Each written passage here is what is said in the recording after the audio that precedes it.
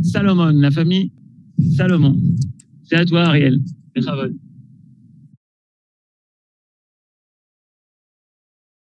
Ton micro. Oui. Ok, bonsoir tout le monde, c'est toujours un plaisir de se retrouver. Voilà. Ok, et comme cette année, Midrashet Yehuda a choisi comme thème de parler des familles, de la famille, alors j'ai choisi dans ce thème de faire un sous-thème, de parler des familles qui ont une importance dans l'histoire d'Israël, de l'histoire d'État d'Israël et du retour sur la terre d'Israël. Et donc, on commence ce soir cette série. Je ne dis pas que tous les cours de l'année seront exactement sur ce thème-là, mais on va essayer de faire une série sur des familles qui ont marqué l'histoire d'Israël. Donc je lance le diaporama. Voilà, ça fait trop longtemps que je n'ai pas donné de cours, je ne sais plus où ranger le diaporama. Je vous ai perdu.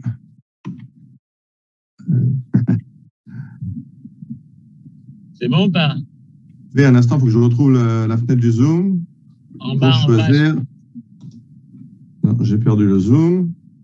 Il se cache en bas. Ah, voilà, ok. Non, la fenêtre s'est rétractée chez moi et je ne la voyais plus. Maintenant, je l'ai, share screen. Et voilà, on y est. Envoie ton emploi du temps. Oui, je vois, j'ai éteint.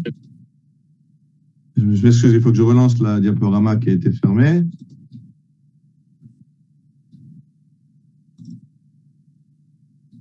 Voilà, donc tu commences l'enregistrement maintenant, comme ça. On coupera après. On enlève tout ce qui est avant. Bien, donc on veut parler des familles qui ont marqué l'histoire du retour du peuple d'Israël sur sa terre, sur notre terre. Et alors, je comprends très bien, je préviens tout de suite que j'ai choisi certaines familles, c'est tout à fait aléatoire. Je donne des exemples de ces familles que j'ai ici. Vous avez à gauche Yoel Moshe Salomon, dont on va parler aujourd'hui. Vous avez en dessous de lui Eliyahu Golomb. En dessous, vous avez Yaakov Abou. En dessous à droite, vous avez Yosef Yusha Rivlin. Au-dessus, vous avez Mania Shochat et tout à fait à droite, Rothschild. Donc, j'ai pris un petit peu de tout, des gens qui sont venus du nord, du sud, de l'est, de l'ouest, Ashkenaz, Sepharad, religieux, pas religieux. L'histoire, c'est de prendre des familles qui ont eu une importance, un impact sur l'histoire d'Israël. Et comme je le répète encore une fois, cette liste est tout à fait subjective. Ça dépend des familles dont l'histoire m'intéresse, où j'avais du matériel sur eux. Donc, le fait que je commence par l'un ou par l'autre, ou que je parlerai de l'un ou parlerai de l'autre, j'espère ne vexer personne. Si quelqu'un a des remarques à faire, vous êtes prié, vous êtes invité à me contacter sur mon téléphone, sur le WhatsApp, etc. Pas de problème. Donc, ça, c'est un exemple de ces familles. On parlera de cela ou d'autres où les thèmes ne sont pas encore fixés. Mais aujourd'hui, on va parler de la famille Salomon. Salomon, c'est une famille que tout le monde connaît ce nom, puisque à Jérusalem, en fait, partout dans le pays, on a des rues de Yoel Moshe Salomon au Salomon. Et puis, on verra tout à l'heure que la famille Salomon, aujourd'hui, compte quelque chose que, d'après les estimations, entre 20 000 et 30 000 descendants de Rabbi Shlomo Zalman Tsoref, qui est le premier de la famille à devenir en Israël. Donc, avec 20 000 et 30 000, on verra des exemples après de personnages très célèbres. Il y a des noms que vous connaissez, même s'ils ne s'appellent pas toujours Solomon, parce qu'il y a eu des mariages, et des fois, c'est des gendres ou Solomon par la mère, mais vous verrez qu'on ne peut pas les contourner. Ils sont incontournables, ils sont partout dans la vie de l'État d'Israël. Et donc, on va parler un peu de cette famille assez extraordinaire, assez spéciale. Un ancêtre qui est venu il y a 7, 8 générations, je ne sais plus, c'est même plus aujourd'hui. Et aujourd'hui, plus de 20 000 ou 30 000 descendants, dont je crois, d'après les estimations, 80% vivent en Israël. Alors, bien sûr, le personnage le plus connu de la famille, le plus célèbre, c'est Yoel Moshe Salomon. Donc, vous voyez l'image à gauche et un livre, une bande dessinée qui est sortie l'année dernière pour les enfants, dans une série Gdolei Haouma qui parle des grands du peuple juif. Alors, on le voit, vous le voyez à droite, là, je le montre avec la souris. Vous le voyez sur son cheval armé d'un fusil. On va raconter son histoire un peu plus tard.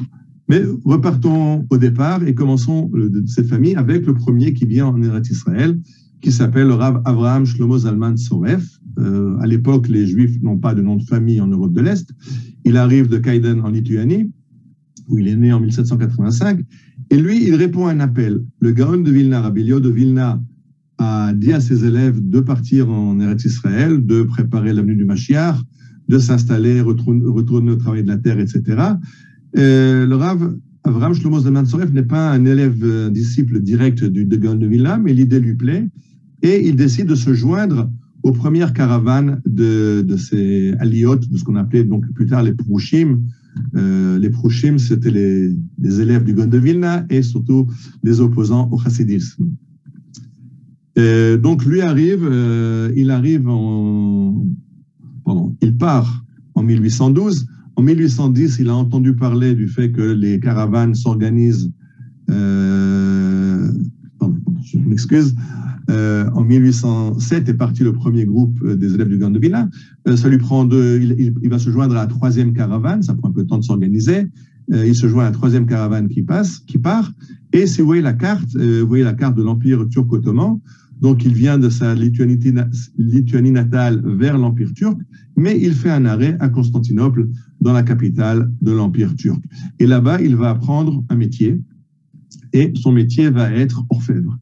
Orfèvre en hébreu, Tsoref, et de là vient son nom de famille qui lui est ajouté après. Donc, Avraham Shlomo Zalman, c'est son nom. Shlomo et Zalman, c'est le même nom. Shlomo, c'est en hébreu, Zalman, c'est Salomon, c'est Shlomo, Zalman, c'est en yiddish Shlomo, donc Shlomo Zalman, c'est un pléonasme, mais c'est son nom, Avraham Shlomo Zalman, et il ajoute un nom de famille, il prend le nom de Soref. Il arrive donc avec ce métier d'orfèvre à Jérusalem, et ce métier d'orfèvre va lui ouvrir des portes, parce que qui a l'argent pour se payer des bijoux? Bien sûr, les familles riches. Donc ça le mettra au contact des familles puissantes en Israël, de ceux qui peuvent être les acheteurs d'un orfèvre. Alors, l'image que vous voyez à droite sur l'écran, c'est l'image d'un juif ashkénaze. C'est comme ça que les juifs arrivent de l'Europe de l'Est avec le kaftan, avec le shtreimel. Mais ces juifs-là ne peuvent pas s'installer à Jérusalem. Ils ont été chassés en 1723. Petit rappel, en 1700 est arrivée une grande caravane de juifs de l'Europe de l'Est, donc ashkénaze, dirigée par Rabbi Yehuda Chassid. Ils arrivent à Jérusalem, ils achètent un terrain pour construire une synagogue, mais 3 jours après, Rabbi Yehuda Chassid décède, et ces fidèles font des emprunts chez les Arabes pour financer la construction de la synagogue de Rabbi Yehuda Chassid.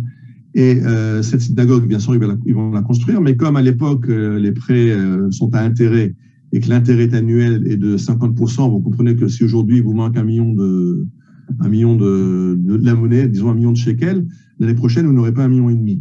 Donc, ils sont incapables de rembourser ces dettes et au bout de 23 ans, les Arabes pillent ce qu'ils peuvent piller de la synagogue, brûlent ce qu'ils ne peuvent pas prendre et surtout obtiennent du Pacha de Jérusalem un édit qui chasse les Juifs de Jérusalem. Et les Juifs sont donc expulsés de la ville de Jérusalem. Et alors arrivent les Sfarades, les Juifs séfaradim qui sont venus Sfarad d'Espagne, c'est les Juifs qui sont venus après l'expulsion des Juifs d'Espagne. Ils disent, hey, un instant, nous on est depuis longtemps ici, on est déjà depuis 150 ans de citoyens, 200 ans, des citoyens qui payent leurs taxes, leurs impôts, et on n'a rien fait de mal. C'est pas parce qu'il y a des Ashkénazes, on ne sait pas très bien qui sont ces gens-là qui ne payent pas leurs dettes, qu'il faut nous chasser nous. Et donc l'édit a été remanié, et c'est uniquement les Juifs Ashkénazes qui sont chassés de Jérusalem. Alors, ils sont facilement reconnaissables. C'est un habit que vous connaissez, on voit encore aujourd'hui à Jérusalem.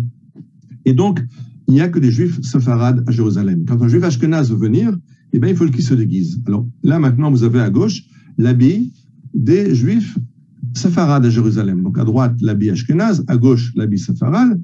Et un juif ashkénaze qui veut venir à Jérusalem se déguise en séfarade et surtout n'ouvre pas la bouche en public parce qu'il ne sait pas parler arabe.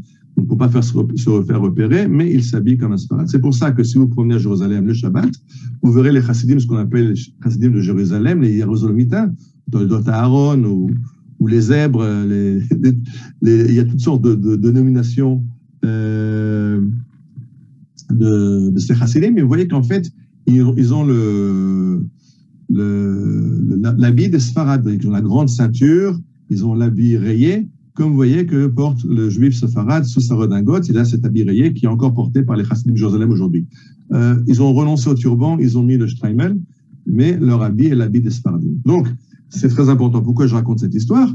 Parce que Rabbi Shlomo Zalman Soref, quand il arrive à Jérusalem, ne peut pas s'installer à Jérusalem puisque les Juifs ashkénazes ne sont pas autorisés et il s'installe donc à Safed. À Tzfat, dans le nord, c'est là que sont les Juifs ashkénazes. Mais ce qui se passe, c'est qu'il y a une grande épidémie de choléra en 1813. Les Juifs s'enfuient de Tzfat pour se mettre à l'abri dans les villages autour pour échapper à la maladie, à l'épidémie. Et finalement, certains Juifs disent, si déjà on a quitté Tzfat, ben allons jusqu'à Jérusalem. Et donc, Rabbi Shlomo Zalman Soref prend la tête d'un groupe d'une dizaine de familles de Prouchim qui décident de venir à Jérusalem, bien sûr, déguisés en séfarades. Autrement, ils ne peuvent pas y être. Donc, ils arrivent déguisés, mais ils essayent de se noyer dans la masse des Juifs séfaradim. Mais il va petit à petit arriver à obtenir une annulation de l'expulsion des Juifs ashkénazes de Jérusalem et même l'autorisation, le firman du sultan pour construire une synagogue pour les Juifs ashkénazes. Ok. Alors en 1836, alors là c'est le coup de bluff incroyable. Le personnage que vous voyez à gauche, c'est Muhammad Ali. Muhammad Ali est le sultan d'Égypte et en 1831, il chasse les Turcs d'Eretz Israël et pendant 10 ans, on est gouverné par les Égyptiens et pas par les Turcs. On oublie des fois cette histoire, on n'est pas au courant qu'il y a eu 10 ans d'interlude dans l'Empire turc et le pouvoir de Mehmet Ali et de Ibrahim Fecha a fait beaucoup de bien à Eretz Israël. Ils ont amené un peu de modernité, ils ont amené beaucoup de perfectionnement moderne en Israël, mais surtout, ils ont été plus favorables, plus tolérants pour les Juifs que ce que n'était le pouvoir turc avant eux. Et donc, Rabbi Shlomo Zalman Soref va rencontrer Mehmet Ali en Égypte, au Caire, et là-bas, il va lui demander un firman, une autorisation, un firman, non, c'est en turc, il lui demande ça en arabe, je ne sais pas comment ça s'appelle, en tout cas un permis de construire, pour construire une synagogue pour les Juifs ashkénazes à Jérusalem. Mais comment demander une demande pareille? Il va demander de l'aide. Il va demander de l'aide aux consuls des pays européens qui sont à Jérusalem. Il va demander aux consuls d'Autriche, il va demander aux consuls de Russie. Et pour convaincre les consuls de soutenir sa demande, il va leur dire, mais je suis mandaté par Rothschild.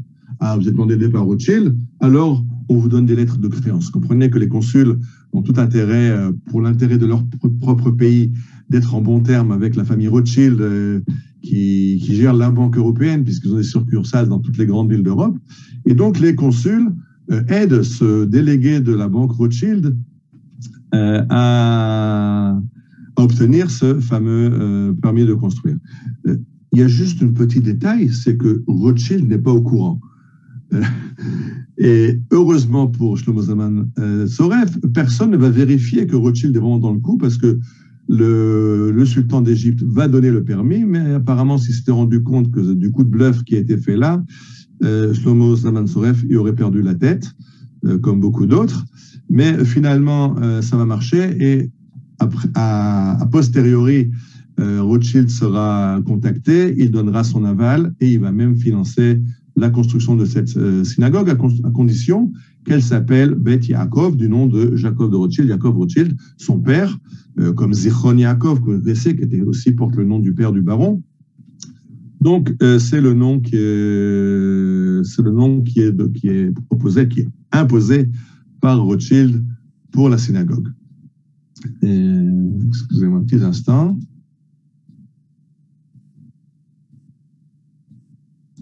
Voilà, je vais noter les contrôles qui sont en haut.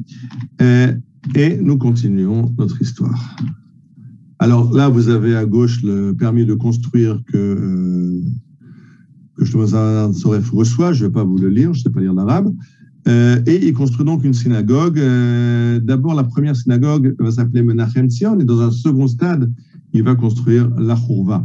Il a d'abord construit une synagogue qui s'appelle Menachem Tzion, dès qu'ils sont arrivés à Jérusalem pour avoir une synagogue pour les Ashkénazes, mais très vite, ce sera trop petit, et alors il aura cette idée de faire la Chourva, et il ira demander l'aide du sultan d'Égypte. Donc Menachem Tzion, qu'il a construit déjà en 1837, existe encore jusqu'aujourd'hui, on peut la voir. Quand vous êtes acte de la Chourva, bien sûr, personne ne se rend compte, parce que quand on est à Jérusalem, sur la grande place de la Chourva est tellement imposante qu'on ne fait pas attention qu'à côté, il y a une autre synagogue, mais elle existe jusqu'encore aujourd'hui, Menachem Tzion, qui était la première shul ashkenaz à Jérusalem. Et Rabbi Shlomo Zalman Soref a donc cette idée de construire une nouvelle synagogue beaucoup plus grande qui sera un monument extraordinaire à la gloire de la communauté juive ashkenaz de Jérusalem. Mais il faut comprendre, ça ne plaît pas à tout le monde. Ça ne plaît pas à la communauté séfarade qui a les 4 Bate Knesset à moitié souterrains dans la vieille ville. Ça ne plaît pas aux musulmans de construire un bâtiment qui va faire ombrage à la mosquée d'Al-Aqsa sur la montagne du Temple, parce que comme la Chouva est construite en hauteur, en fait, elle a la même hauteur que Al-Aqsa, et ça, c'est une hérésie. Comment construire plus haut que la mosquée du prophète? Mais ce qui est plus terrible encore, c'est qu'il y a une opposition interne, même dans le camp de Shlomo Zalman Soref. Dans le camp des Prouchim, il y a maintenant 2 groupes. Il y a les Prouchim de Jérusalem et les Prouchim de Tzfat, parce qu'en 1837, il y a eu un tremblement de terre qui a détruit Tzfat, et alors toute la communauté de Tzfat, Ashkenaz, s'est repliée à Jérusalem, puisque maintenant ils ont le droit d'y être, et il y a une guerre entre les 2 clans, et le clan de Tzfat est contre la construction de la Chouva par les Prouchim de Jérusalem, et finalement, cette synagogue va être construite. Comme j'ai dit, ça ne plaît pas à tout le monde, ça ne plaît pas non plus aux Arabes. Tout ce que fait Shlomo Zalman Soref pour aider la communauté juive de Jérusalem à s'installer va déranger beaucoup de monde, et finalement, Shlomo Zalman Soref va être visé par 2 attentats. Le deuxième, il en décédera. Et si vous rentrez dans le site, ce que je vous voyez maintenant devant vous, c'est le site du Bitoire Leumi, qui est dédié aux victimes du terrorisme. Alors c'est assez incroyable parce que le Bitoire Leumi, c'est une institution nationale, et je rappelle que l'État d'Israël a été instauré le 5 Iyar 5708, donc le 14 mai 1948. Mais si vous regardez les dates ici du Bitoire Leumi, vous voyez que le premier tableau recense les victimes du terrorisme de 1851 à 1919, bien avant l'État d'Israël. 1851, de qui parle-t-on? Eh bien, si on tourne la page, la première victime du terrorisme arabe en Israël n'est autre que Shlomo Zalman Soref. Vous voyez à gauche, voilà le résultat pour l'année 1851, et le nom, Avraham Shlomo Zalman Soref, Ben Yaakov Neherag Befulat Eva, Makom Irwa Yerushalayim, Yutet Elul Resh Yud Aleph, et donc la date, il a été assassiné à Jérusalem en Elul 1851. À droite, il y a un poème écrit par son petit-fils qui raconte la gloire du grand-père, mais je ne m'étends pas là-dessus maintenant. Je continue. Le Rav Shlomo Zalman Soref n'a pas réussi à finir la construction de la Chouva. C'est un travail de longue haleine. Il a eu le permis, mais après, il faut ramasser les fonds, il faut convaincre Rothschild, il faut aller trouver un bureau d'architecte, un des plus prestigieux du monde à Istanbul, qui va faire les plans pour créer cette synagogue incroyable. Je rappelle qu'elle fait 25 mètres de haut. Avec les moyens de l'époque, c'est pas évident avec les arches et tout ça, comment construire à Jérusalem dans les moyens de l'époque et dans le fait que c'était une petite ville retardée à l'époque, très en retard sur le reste de l'Empire turc, mais du monde entier. Amener des gens qui savent construire un bâtiment de cette taille, et donc ça a pris du temps. Ça a pris jusqu'en 1864, mais en 1851, Shlomo Zalman Soref est assassiné, et donc c'est son fils Mordechai qui va continuer son œuvre. Donc lui aussi va être de nombreuses années à l'étranger pour ramasser de l'argent pour la communauté juive de Jérusalem, pour la communauté des Prouchim de Jérusalem, et aussi pour la synagogue qu'il veut construire. Il va aussi être aidé par Moshe Montefiore, parce que maintenant il faut aussi un firman, il faut une permission du sultan, puisque depuis 1841, le sultan d'Égypte n'est plus au pouvoir, c'est les Turcs qui sont revenus. Et finalement, en 1864, on inaugure la synagogue. Vous voyez l'image qui est devant vous. Elle est tout à fait identique à la synagogue que vous connaissez à Jérusalem, parce qu'on l'a reconstruite à l'identique, d'après les plans de l'architecte de 1864 qu'on a retrouvé à Istanbul. Et donc, cette synagogue était censée s'appeler Beth Yaakov, du nom du père du baron de Rothschild, mais ça, c'était la volonté de Rothschild, mais le peuple a décidé autrement, et les Juifs de Jérusalem appelaient cette synagogue Churvat Rabbi Yehuda Chassid, donc la ruine de Rabbi Yehuda Chassid, Alors, comme ils étaient très attachés à rappeler Rabbi Yehuda Chassid qui avait construit cette synagogue en 1700, enfin pas lui, mais le nom officiel devait être Bet Knesset Bet Yaakov Bechatzar Pourvat Rabbi Yehuda Chassid. La synagogue Bet Yaakov qui est dans la cour de la ruine de la synagogue Rabbi Yehuda Chassid, mais les Juifs de Jérusalem l'appellent tout simplement Achurva. La ruine, c'est pas tellement une ruine, c'est un bâtiment magnifique, mais c'est comme ça qu'il s'appelait à Jérusalem. Alors, ce bâtiment a été démoli, il a été dynamité par les Jordaniens en 1948. Il a été en 67 à la guerre des 6 jours. Quand on revient, on a reconstitué une arche. Ceux qui se rappellent, à l'époque, dans le quartier juif, il y avait une arche qui symbolisait l'arche de la Chourva. C'était pas resté de 48, c'était restauré pour donner une idée, pour rappeler qu'ici était la Chourva. Et finalement, on va reconstruire dans la fin des années 90 et début des années 2000. On voit à droite les descendants de Shlomo Zalman Soref qui participent à la pose de la première pierre, et à gauche, de nouveau, des membres de la famille qui sont là pour l'inauguration. Je ne m'étends pas sur cette synagogue qui est très importante, on pourrait raconter énormément, mais pour 2 raisons. D'abord, c'est que mon propos aujourd'hui est de parler de la famille Salomon et pas de la Chourva. Deuxièmement, c'est que demain, on part en visite de la Chourva, donc il y a déjà 60 personnes qui veulent venir avec nous demain découvrir la Chourva. Alors je vous invite encore à vous joindre, je pense que pour demain, on n'a plus de place, mais s'il y a une demande, on fera une autre visite à une autre occasion pour visiter la Chourva et encore parler d'autres choses autour.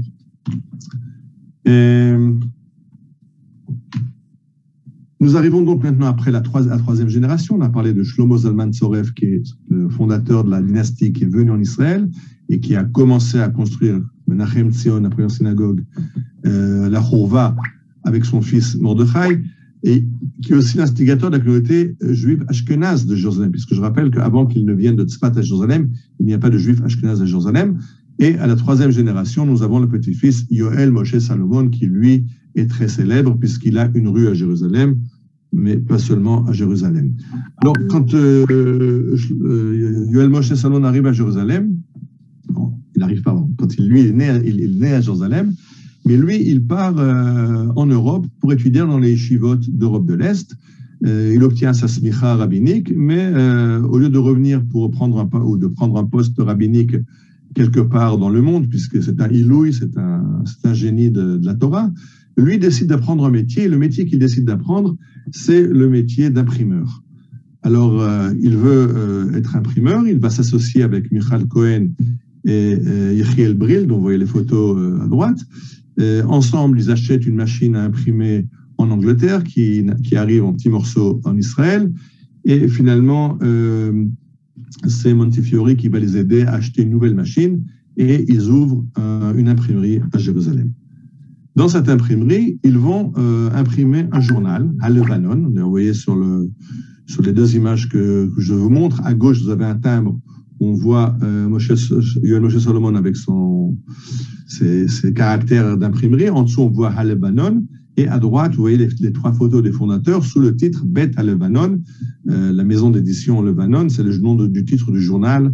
Et ce qui est marqué, c'est pour le 80e anniversaire du journalisme en Israël, parce qu'Halebanon est le premier journal qui paraît en Israël. Le problème, c'est que ils ne sont pas la première imprimerie. Il y a déjà une imprimerie qui appartient à Israël Beck et Nissan Beck. Et Nissan Beck, lui, n'est pas Prouchi. Il n'est pas un élève du Gaon de Vilna. Lui, c'est un élève du Rabbi de Rogin. C'est un chassid. Et lui, donc, quand il voit que les concurrents sortent un journal à Lebanon, il va sortir un journal concurrent à Chabad Selet. Et comme ils s'entendent très bien, vous voyez à gauche, là maintenant, le journal à Lebanon, et à droite, le journal Chabad Selet, qui sort chez Nissan Beck, donc le journal des Chassidim, et à gauche, le journal des Prochim. On ne peut jamais être d'accord. Mais on n'est tellement pas d'accord qu'ils vont se battre. Et comment se battre? Chacun va aller se plaindre chez les autorités que l'autre a un journal tendancieux qui diffame des autorités turques, etc. Et finalement, le sultan dit pourquoi se casser la tête, qui est le bon, qui est le méchant, et il fait fermer les 2 journaux.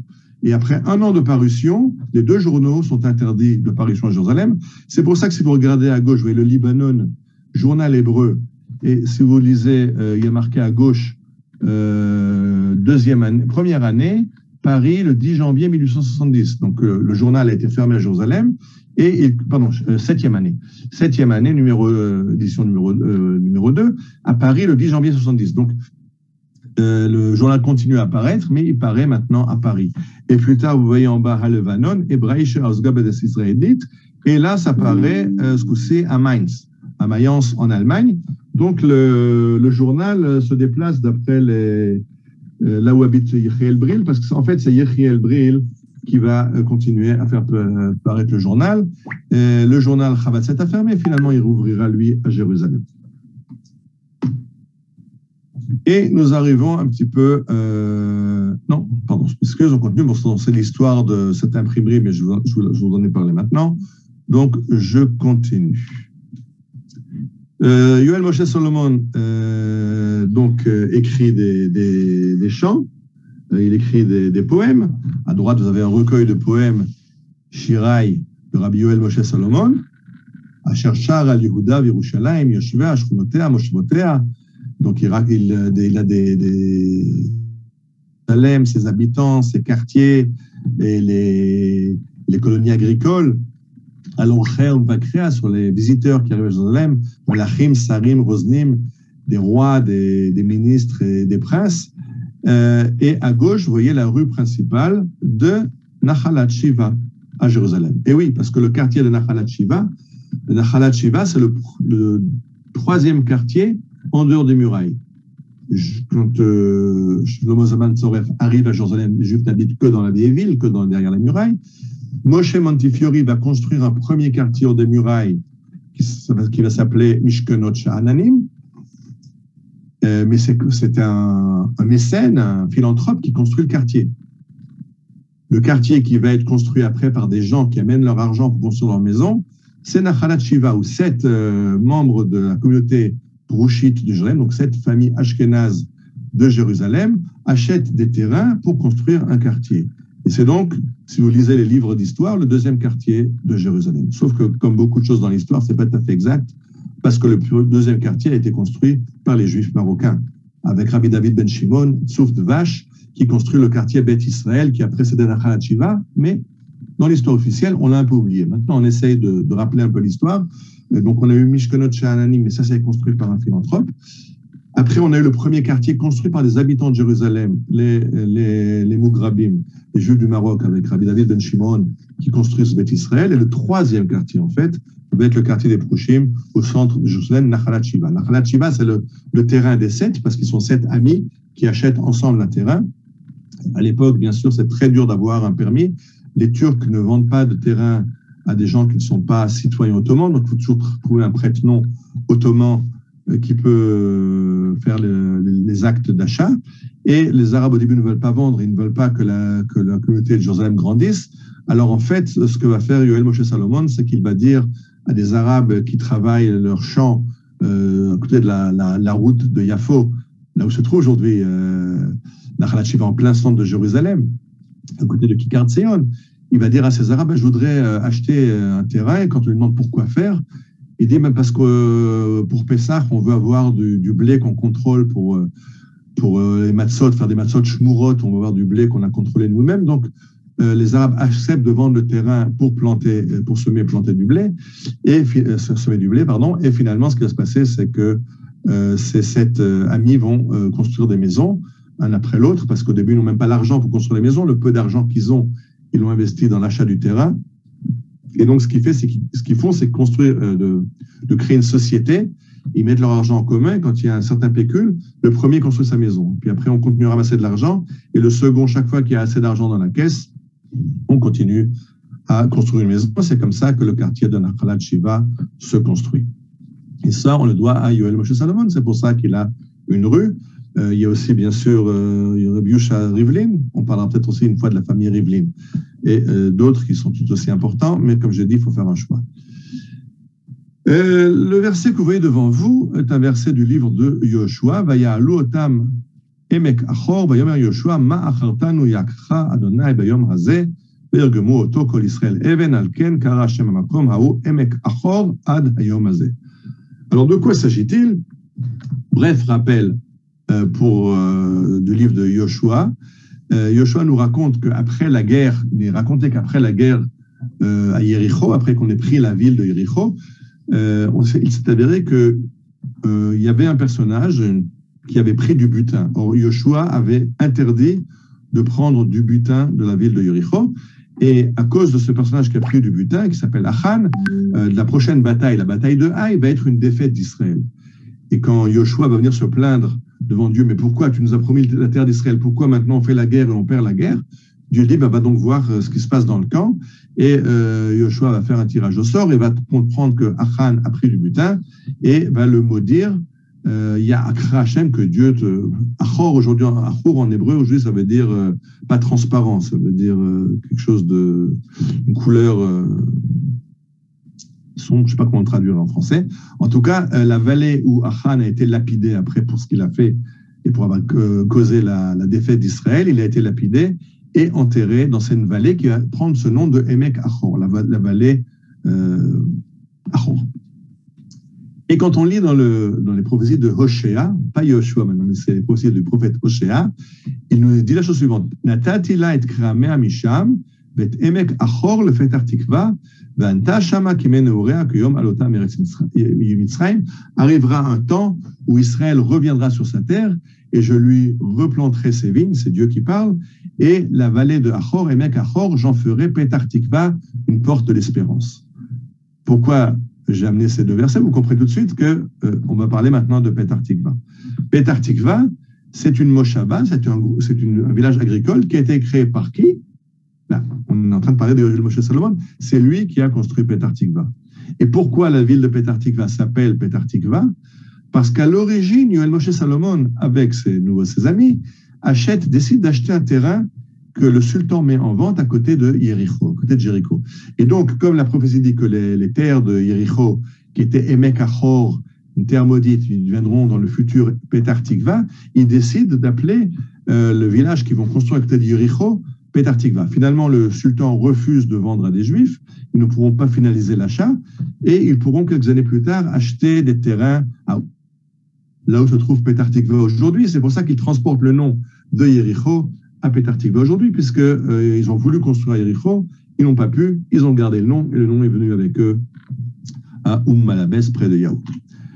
Et voilà donc les fondateurs Avot Amiasdim, ça c'est une mosaïque que vous pouvez voir à Petar Tikva, vous voyez les noms, David Gutman, Yehuda Rab, Stemper, Zar Baranet, Yoel Moshe Salomon, et cette histoire est très connue grâce à un chant, la ballade de Yoel Moshe Salomon. On va l'écouter. Cette chanson qui s'appelle Balada de Yoel Moshe Salomon, la balade pour Yoel Moshe Salomon, est une chanson qui fait partie du panthéon musical israélien et qui a fait beaucoup connaître l'histoire. Bien sûr, comme toutes les chansons, c'est une chanson, elle n'est pas exacte. Si vous vous rappelez l'image que j'ai montrée tout à l'heure, Stemper, Yehuda Rab, David Gutman, si vous vous rappelez les paroles de la chanson, Boker Lach, Bishnat Tarlach, par un beau matin de 1870, sont partis les 5 cavaliers de Jérusalem, Gutman Ba, le Stemper Ba, le Zar Baranet. Donc, Gutman, on le voit ici. Stemper, on le voit là. Zar Baranet, Yoel Moshe Salomon. Et la chanson nous parle aussi de Mazaraki, le médecin grec, mais qui n'est pas dans la photo. Par contre, Yehuda Rab, qui était un des premiers, n'est pas dans la chanson. Et encore un des plus importants, le Rav Akiva Yafé Schlesinger, qui se joint à eux, le Lev à Ivry. Il faut comprendre qu'ils sont allés plusieurs fois sur le terrain voir les marécages de Malabès. Il y a eu chaque fois d'autres qui sont venus. Mazaraki, le docteur, est venu seulement le 3e voyage. Rap était en fait l'âme vivante de la Moshava de Petar Tikva, mais tout le monde se rappelle Yoel Moshe Salomon parce qu'il y a une chanson sur lui. Alors, c'est l'avantage des chansons, parce que Yoel Moshe Salomon, il a fondé la Moshava, il a aidé à acheter les terrains, mais en fait, très vite, il va se déplacer ailleurs, il va faire plein de choses. Il est beaucoup à l'étranger pour ramasser des fonds. Et celui qui va faire le premier sillon, qui va creuser, qui va labourer le premier champ de Petar Tikva, sera Yehuda Rab et pas Yoel Moshe Salomon. Mais l'histoire est aussi faite par les chansons et pas seulement par la réalité sur le terrain. Alors, dans le chant, on a entendu que Mazaraki dit « Je n'entends pas les oiseaux chanter. Si les oiseaux ne chantent pas, c'est que la mort rôde par ici. » Et il s'enfuit de Malabès. Et dès la chanson, les trois autres s'en vont aussi. Et le seul qui reste, c'est Yoel Moshe Salomon. Et le matin, ils lui ont poussé des ailes, il a rejoint les oiseaux. Et jusqu'aujourd'hui encore, on peut entendre à Petar Tikva les oiseaux qui chantent l'histoire de Yoel Moshe Salomon. Alors, si vous allez à Petar Tikva, en plein centre de la ville, ils lui ont dédié une statue. Vous voyez Yoel Moshe Salomon, mais ils l'ont mis sur une moto. Il n'est pas à l'époque, il est allé à cheval, comme dit la chanson. Il n'est pas allé à moto à l'époque. Mais vous voyez qu'ils lui ont poussé les ailes. Vous voyez les ailes qu'il a derrière, qui sont ces fameuses ailes d'oiseaux que raconte la chanson de Yoel Moshe Salomon. Alors, une chanson, c'est plus fort que tout. L'histoire, c'est l'histoire, mais la chanson, c'est la façon dont on se rappelle l'histoire. Et donc, tout le monde se rappelle Yoel Moshe Salomon, fondateur de Petar Tikva. Il a beaucoup de mérites. Je ne viens pas diminuer les mérites de Yoel Moshe Salomon. Il n'était pas seul. Yoel Moshe Salomon, comme j'ai expliqué, était beaucoup à l'étranger. Il a fait le tour du monde, enfin du monde juif, pour ramasser de l'argent pour Eretz Israël, pour subventionner tous ces projets, tous les projets qu'il avait. Et dans le cadre de ces voyages, il arrive à Boïsk. Et là-bas, à Boïsk, il rencontre le jeune rabbin de la ville, qui n'est autre que le Rav Avraham Yitzhak Cohen Cook.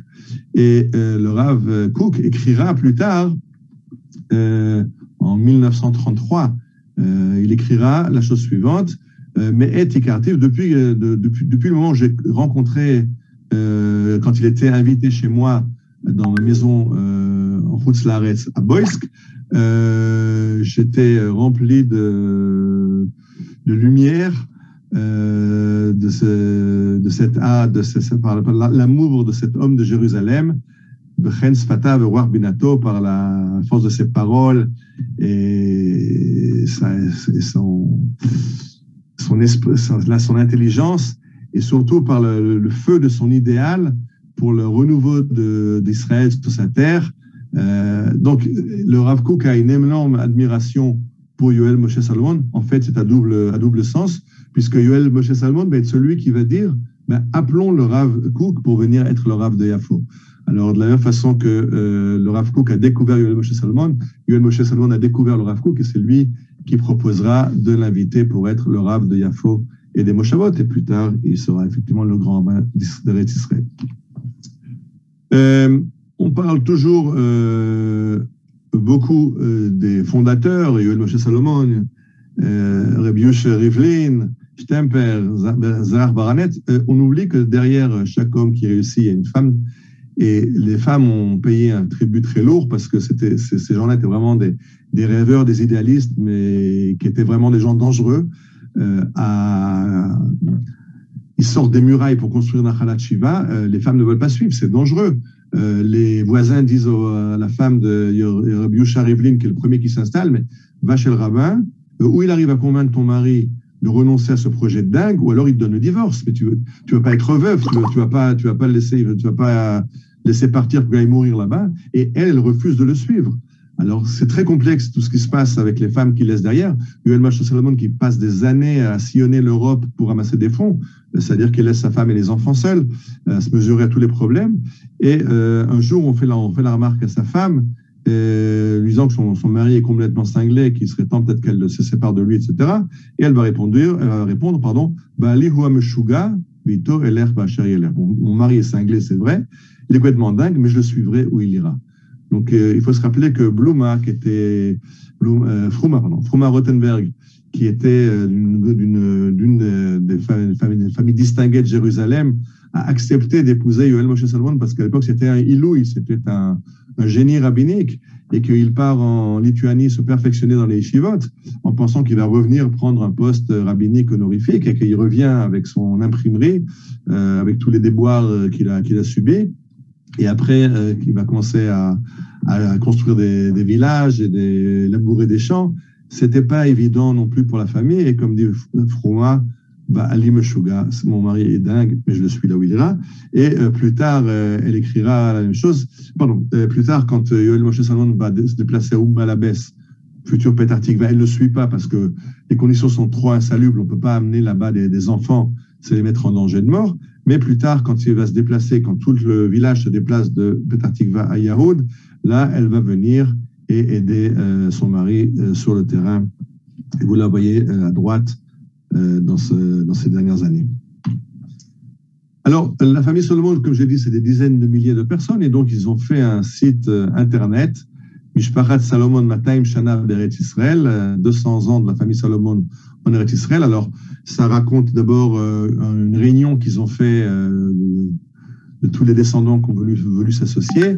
Et puis après, il y a des histoires sur des membres de la famille. Donc, je voudrais en présenter quelques-uns, puisqu'on parlait d'une famille. On a parlé pour l'instant de 3 générations. On a parlé de Shlomo Zalman Soref, on a parlé de Mordechai Soref, qui prend le nom de Solomon. Donc, ils laissent tomber le Soref de leur père et choisissent le Solomon de Shlomo Zalman. Shlomo Zalman, Solomon, c'est toujours le même nom. Et on a parlé de El Moshe. Maintenant, si on arrive plus près de nous, parce que ça traverse toute l'histoire, je voudrais d'abord rappeler le Rav Avigdor Orenstein, qui était le Rav du Rova Yehudi, du quartier juif en 48, et qui, lui, vient d'une famille chassidée, mais il est descendant, lui aussi, la 5e génération de Rav Shlomo Zalman Soref, et en 48, c'était le chef et religieux spirituel et le chef militaire du Rova Yehudi. C'est chez lui que les soldats venaient se restaurer entre les combats. C'est lui et sa femme qui s'occupaient du bien-être des soldats de la Haganah.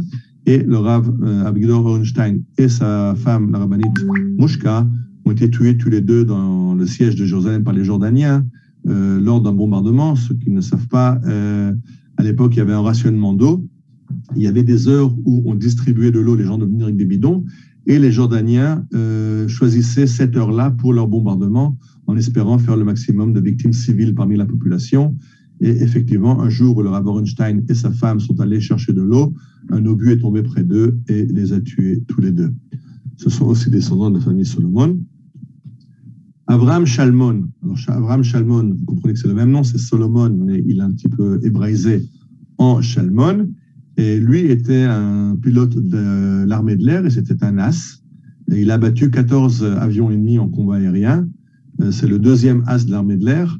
Il y en a un qui a un ou deux avions de plus à son palmarès. Mais quand même, 14 avions ennemis abattus, c'est palmarès des as de l'armée de l'air, même au niveau international. Ruth Reshin, qui était, pourquoi je l'ai choisi? Parce qu'on l'a vu tout à l'heure, quand il y a l'inauguration de la Chourva, quand on met la première pierre, elle fait partie des descendants qui viennent poser la première pierre à la Chourva reconstruite dans les années 2000. Et elle fait partie d'un très grand nombre de comités directeurs. Vous voyez un petit peu tout ce qui est culturel à Jérusalem, le Festival d'Israël, l'Orchestre symphonique de Jérusalem, le musée de l'histoire de Jérusalem à Migdal David, le centre de la musique, le théâtre de Jérusalem, le théâtre du Khan, enfin l'école de cinéma Spiegel, l'hôtel à Mishkan Shanim. Dans tous ces endroits-là, elle fait partie du comité de direction. Elle était aussi dans le comité de direction de la compagnie Teva, j'en parlerai un peu plus tard. Elle était mariée au juge Michel Reshin et un de leurs fils était tué dans un accident de voiture. Et bon, ça, on ne va pas maintenant s'étendre sur Reshin, je voudrais parler d'une autre famille. Je voulais juste peut-être signaler quand même qu'elle était membre du conseil directeur aussi de Yesh Din et de Keren Hadash al Israël. Donc, ce que je veux dire, c'est que les enfants de Yoel Moshe Solomon, on les voit dans tous les domaines. On les voit dans la droite, dans la gauche, parmi les religieux, parmi les non-religieux, parmi les anti-religieux. Et qu'on a vraiment un très grand éventail de la société israélienne dans les descendants du Rachaz Solomon. Une autre personne dont je pense, de nouveau là, je dis, sur le site, il y a des centaines de noms. J'en ai choisi quelques-uns qui me parlaient plus, et aussi parce que peut-être vous les connaissez. Shlomo Argov, qui était ambassadeur d'Israël en Grande-Bretagne et qui était victime d'un attentat en 1982. Et c'était en fait le catalyseur, le déclencheur de la première guerre du Liban. C'est-à-dire que, bien sûr, Israël est parti au Liban à cause des Katyusha, à cause des tirs du Fatah sur le nord d'Israël. On rappelle que le sud Liban, à l'époque, on l'appelait le Fatahland, parce qu'il n'était pas en fait contrôlé par le Liban, mais par El Fatah. Et c'est pour ça qu'Israël voulait réagir et chasser le Fatah du Liban. Et en fait, la raison officielle, Israël a attaqué après que l'ambassadeur Shlomo Argov ait été grièvement blessé à Londres. Alors Israël dit, là, il faut taper dans le Fatah. Et on a envahi le sud Liban on a chassé le Fatah. Malheureusement, on en est parti en l'an 2000, en laissant derrière nous le Hezbollah. Donc, on a fui la peste, on a attrapé le choléra. Je ne sais pas qui, mais enfin, de nouveau, Shlomo Argov est la 7e génération de Rabbi Shlomo Zalman Soref. Daniel Friedman, qui a été membre du Parlement, qui était Haver Knesset de Shinui, donc la gauche, qui était pour la constitution israélienne, qui était ministre de la Justice dans le gouvernement de Ehud Olmert. Donc, de nouveau, on voit dans la famille Solomon beaucoup d'hommes de lettres, on voit des juges, on voit des journalistes, donc des gens influents, des gens connus, des diplomates dans l'armée, un petit peu partout dans la société israélienne. Bon, évidemment, s'ils sont plus de 20 000, on peut les trouver un petit peu partout. Il y a aussi des rabbins. Il n'y a pas que les autres, il y a des juges et des journalistes. Il y a aussi le Rav Oded Volansky de Yeshivat Har Hamor, est lui aussi descendant de la famille de Yoel Moshe par sa mère. C'est sa mère qui est une petite fille de Yoel Moshe Salomon. Donc, il y a aussi des rabbins connus en Israël. D'ailleurs, le fils de Rav Oded était général dans le salle. Donc, de nouveau, on revient à l'armée aussi. Et je voudrais finir par une histoire un petit peu plus croustillante, l'histoire des affaires de la famille Salomon. Alors, il y a un petit-fils de Yoel Moshe Salomon qui s'appelle Chaim Solomon, un fils de Yoel Solomon qui s'appelle Chaim Solomon, qui, avec son beau-frère Moshe Gidel Levin, décide de fonder une pharmacie à Jérusalem. Alors, ils ouvrent une pharmacie à Jérusalem. Un peu plus tard, ils vont ouvrir une succursale à Haïfa. Et bientôt, il y aura un troisième associé, Yitzhak Asher Elstein, qui va ouvrir une succursale à Yafo. Donc, dans les 3 grandes villes d'Israël, Jérusalem, Haïfa et Yafo, on a des pharmacies de la famille Solomon. Et c'est une société, une compagnie qui existe encore jusqu'aujourd'hui. Maintenant, ce qui se passe, c'est que à la Première Guerre mondiale, les Turcs vont confisquer tous les médicaments et tous les pansements pour leur armée. Donc, ils ont un gros problème avec leur agence pharmaceutique, avec leur société pharmaceutique. Et en plus, le troisième membre, Einstein, lui, est citoyen britannique, donc citoyen d'un pays ennemi à la Turquie. Il est donc obligé de fuir Eretz Israël. Ils arrivent à tenir le coup malgré la Première Guerre mondiale. Et ils vont continuer à se remettre après la Première Guerre mondiale. Alors, les produits phares de leur vente, c'était des produits qu'aujourd'hui on cherche un peu moins dans une pharmacie, c'était des sangsues vivantes pour prendre le sang, donc des sangsues vivantes, et la quinine, parce qu'à l'époque, on parle de malaria dans les marécages, et Israël, il y a malheureusement beaucoup de marécages, donc les 2 produits phares sont les sangsues. Et d'ailleurs aussi dans les marécages, on a besoin de sangsues. On en trouve là-bas.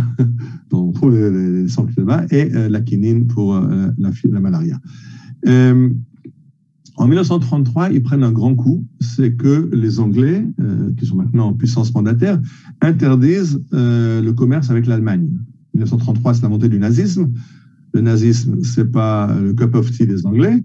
Et donc, ils interdisent les importations pour frapper le nazisme par l'argent, pour faire un boycott économique. Et là, ils ont un gros problème parce que le pays où ils se fournissaient, c'était l'Allemagne. Donc, du coup, ils ont perdu leur fournisseur. Et donc, si on ne peut pas se fournir en Allemagne, tout simplement, ce qu'on va faire, on va produire nous-mêmes. Et ils créent un laboratoire pharmaceutique qui va s'appeler Assia. À l'époque, il y aura 3 laboratoires pharmaceutiques qui vont en Israël. Un s'appelle Assia, l'autre s'appelle Tsori, et le troisième, j'ai oublié, ça va me revenir, ça va quelque part un peu plus loin. Le nom de la boîte de Salah, de Samer Lamed Aleph, de la Solomon, Levin et Elstein. Et finalement, il y aura un des patrons de cette pharmacie qui va racheter les autres et créer un grand complexe qui va s'appeler Teva. Et aujourd'hui, Teva, c'est une des plus grandes marques de de médicaments génétiques au monde. Donc, c'est aussi Teva, c'est géré par la famille Salomon, qui fait partie du comité directeur, qui ont beaucoup des actions. On a vu tout à l'heure Ruth Rechin, je reviens à elle, puisqu'elle était dans l'inauguration de la Khourva, dans toutes sortes de comités directeurs. Elle siège aussi elle siégeait au comité directeur de Teva. Mais pourquoi j'ai choisi de finir par cela? Parce que, en fait, le génie commercial qui a fait de la petite pharmacie, bon, c'était une pharmacie à l'échelle locale, avec quelques agences, quelques succursales, mais d'en faire la multinationale qui est une des plus grandes compagnies pharmaceutiques du monde, sociétés pharmaceutiques du monde, ça a été fait par quelqu'un qui s'appelle Eli, pardon, qui s'appelle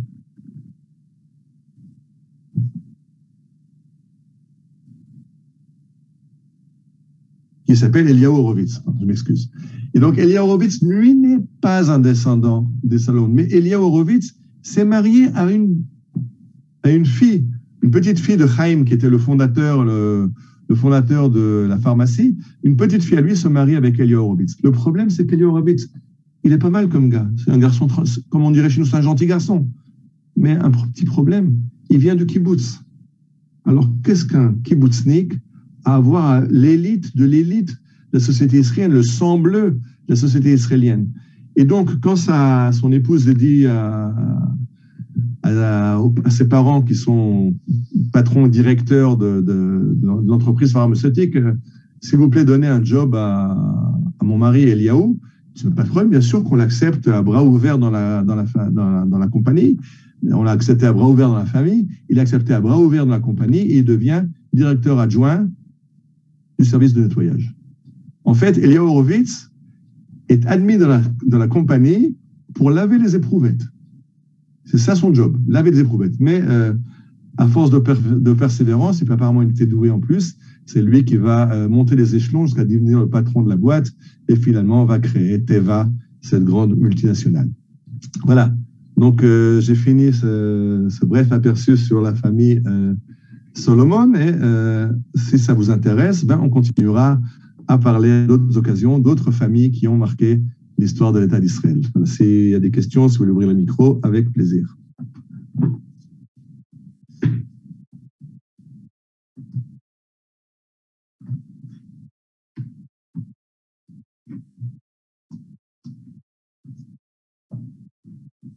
Je ne sais pas si vous pouvez ouvrir le micro, je vais vérifier. Participe.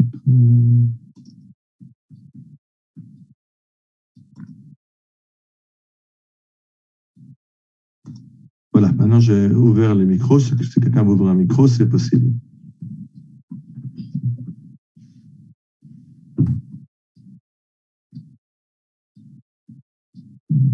Non, personne. Alors.